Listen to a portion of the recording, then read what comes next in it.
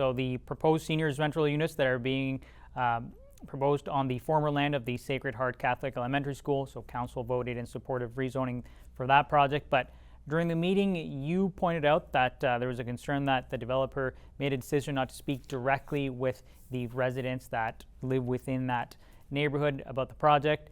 Have there been any discussions today about opening that door a bit more for residents to provide feedback in addition to last night's residents' feedback? Well, Marlon, I thought the developer's representative made a good presentation, but what they were missing was, and it's the first thing I say to any developer coming in, have you spoke to the people around you?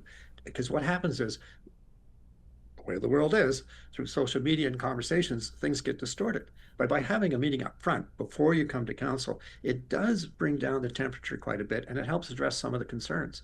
So that will probably take place now, but it should have happened before. In general, it's a great proposal, infilling. It's bringing people into that neighborhood who I think will fit into the neighborhood well.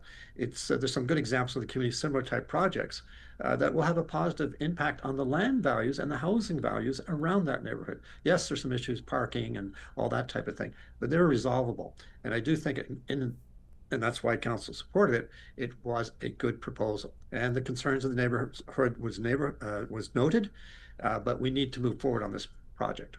The Chris Hadfield Airport, it was voted in support for a nonprofit model to operate it. The rationale being that it was already going to be pretty expensive to launch that project, and a for-profit model would make it even more expensive. So, there's that discussion that played out during the meeting, but then if you read the agenda, city staff and external consultants recommended a for-profit structure to give the new airport maximum commercial and real estate flexibility. Do you think that nonprofit model is the best way to at least start the MSC? Well, I think one, it's important we start it. And by the way, this is pure coincidence. I have the Chris Hadfield golf shirt on today. You can argue it either way, but I'm pleased, as I suggested, we're picking a runway. We've got to get this moving. Our contract with Scottsdale Aviation that's operating the airport is up next June. And this will at least gives direction. They can start the process of recruiting a board of directors and someone to run the organization. And once we get that in place, this could change down the road, but at least we're getting to where we should be to move the airport forward and to respect that it's a huge part of our economy here. And it's still used by industry. It's still used by Air Orange, and it has tremendous potential. And we haven't, we had a good deal with Scottsdale.